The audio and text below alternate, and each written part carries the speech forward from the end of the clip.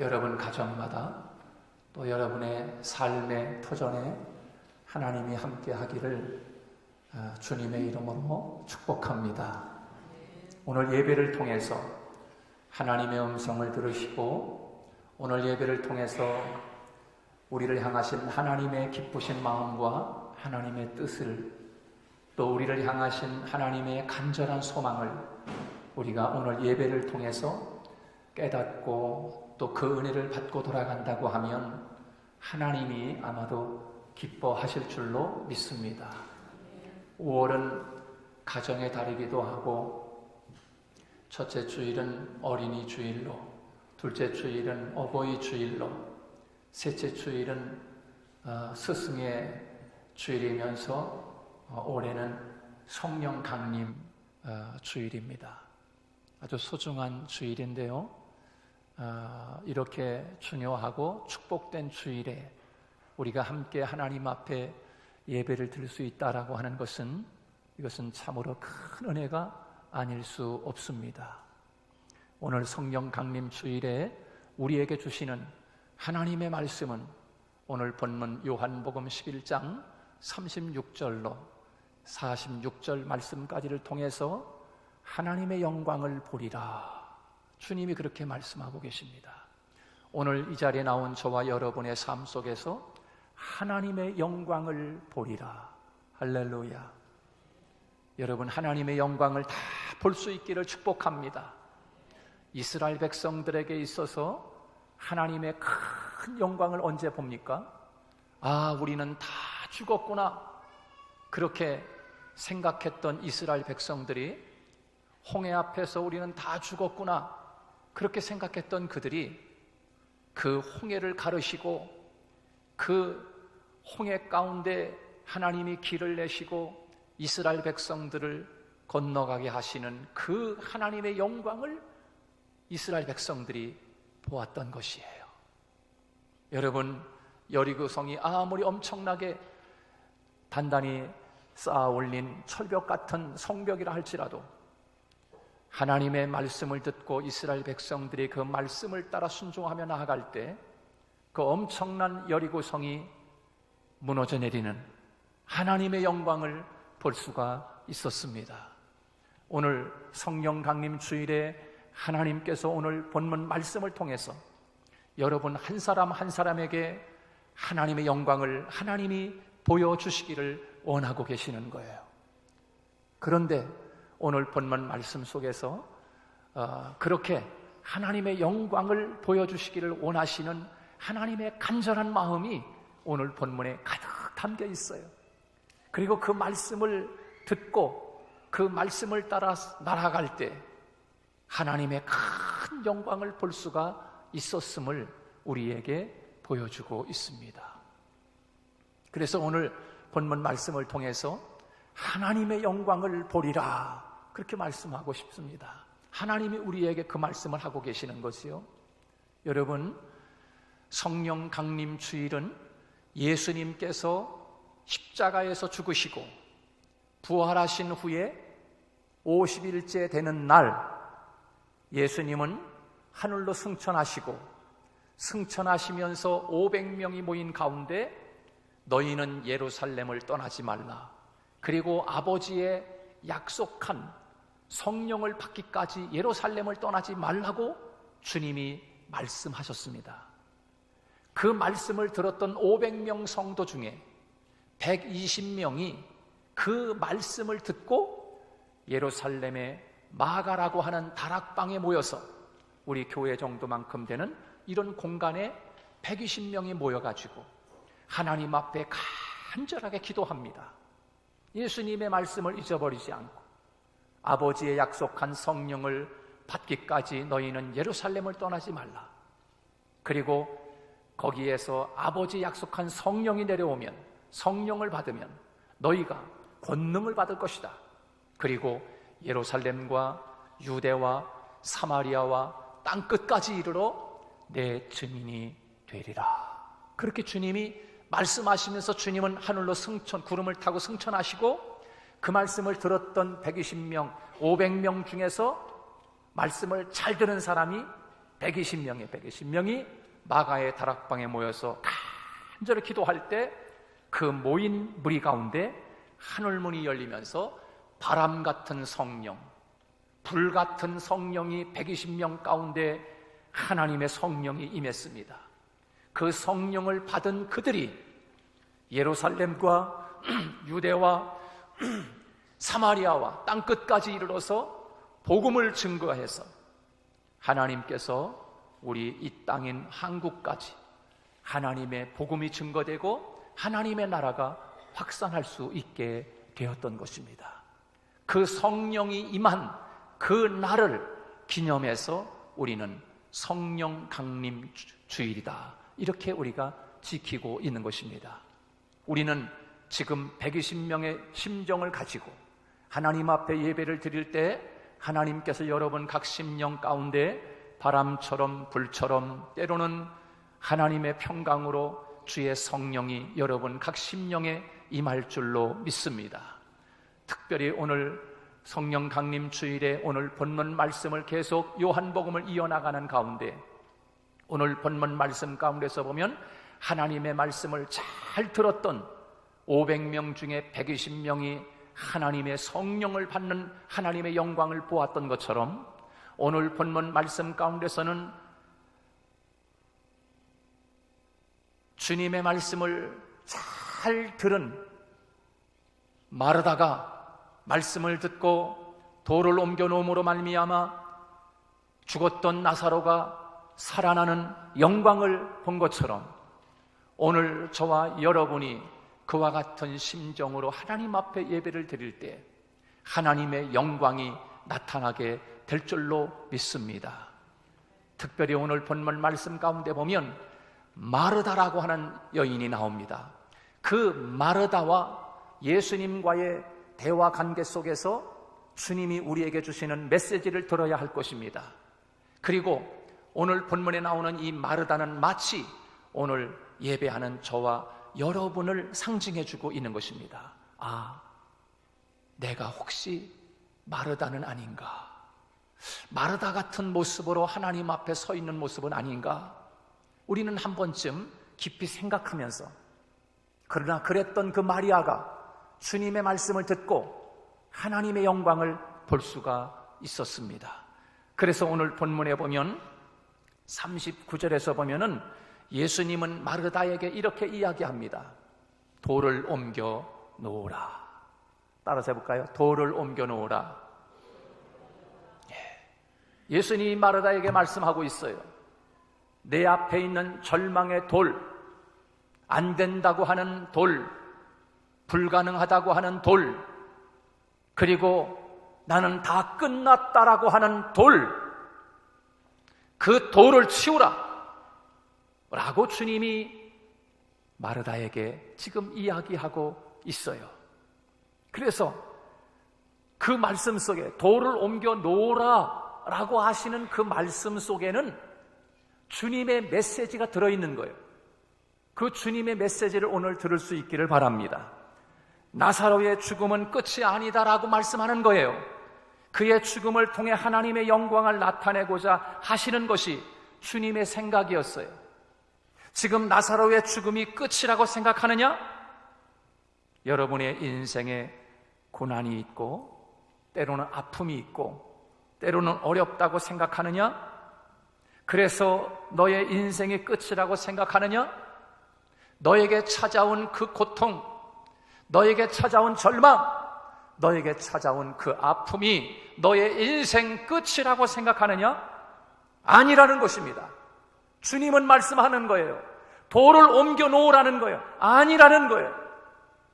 우리가 우리 자신을 볼 때는 모든 것이 불가능하다고 생각할지 몰라도 우리의 고난과 아픔 속에 하나님의 놀라운 계획과 섭리가 그 속에 있다는 거예요.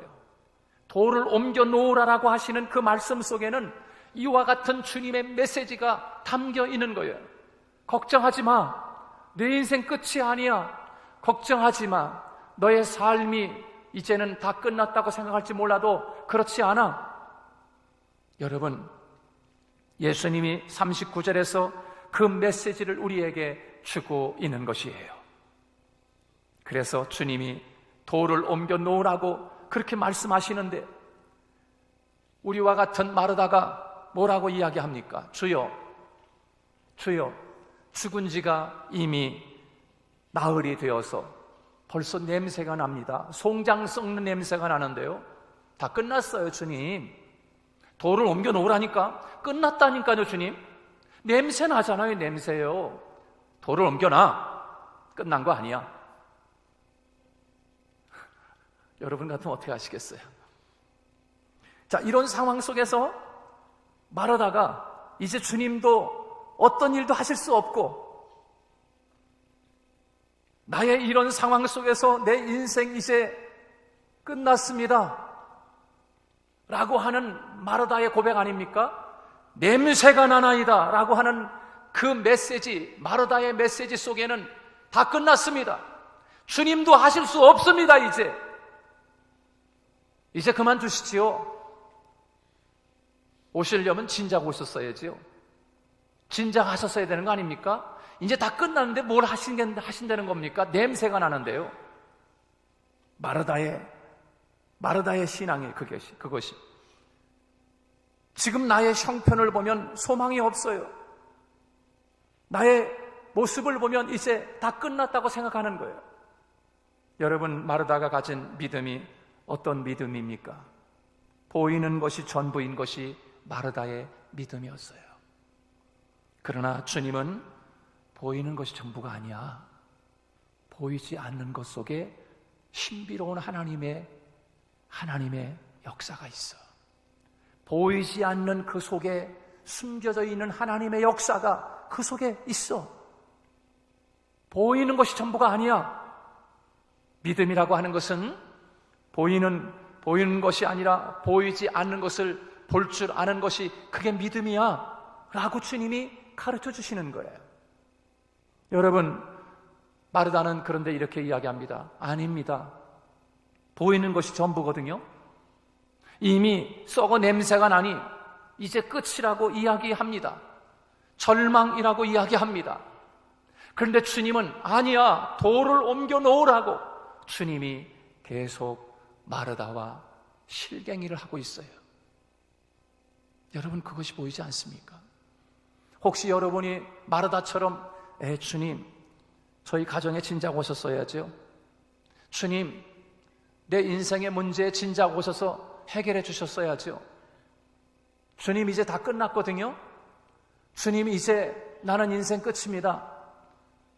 주님, 내 가정에 지금 너무나 힘들고 앞이 보이지 않고 캄캄합니다 라고 마르다처럼 이미 썩어 냄새가 난다고 보이는 것만 가지고 하나님 앞에 내 인생 끝났다고 그렇게 생각하고 있는 성도는 없습니까? 그것이 마르다였습니다. 그러나 주님은 끝이 아니라고 주님은 말씀하고 계시는 거예요. 주님이 이렇게 말씀합니다. 40절 다 같이 한번 읽습니다. 40절 시작. 예수께서 이르시되 내 말이 내가 믿으면 하나님의 영광을 보리라 하지 아니하였느냐. 할렐루야. 내 말을 믿어라. 네 생각을 믿으면 너의 인생은 끝일 수 있어. 내 생각만 믿고 있으면 너는 절망할 수밖에 없어. 그러나 내 말을 믿어라. 그러면 너에게 큰 영광이 있을 것이야 라고 주님이 말씀하고 있는 것이지요. 마르다야, 너는 어찌하여 내 생각만 믿고 내 말은 믿지 못하느냐, 그 말입니다. 우리는 하나님의 말씀을 믿기보다는 우리의 생각을 믿을 때가 얼마나 많은지 모릅니다. 우리의 생각에 사로잡히면요, 하나님의 기적을 보지 못합니다. 그러나 하나님의 말씀을 믿으면 하나님의 기적을 보게 될 줄로 믿습니다. 여러분, 우리 눈에 보이는 것이 전부가 아니라는 것이에요. 여러분이 만난 고난이 끝이 아니고 여러분이 만난 인생에 찾아온 문제가 마지막의 문제가 아니라는 거예요. 여러분이 지금 겪고 있는 상황이 마지막 상황이 아니라는 거예요. 여러분의 인생에 어떤 돌이 맞고 있든지 그것이 여러분의 인생의 마지막을 가져오는 방해물이나 장애물이 결코 아니라고 하는 것을 하나님은 오늘 우리에게 그 메시지를 주고 있는 것입니다. 여러분이 만난 상황과 문제 속에 하나님의 길이 있습니다. 여러분이 만난 고난 속에 하나님의 기적이 있습니다. 여러분이 만난 아픔 속에 하나님의 깊으신 뜻이 있습니다.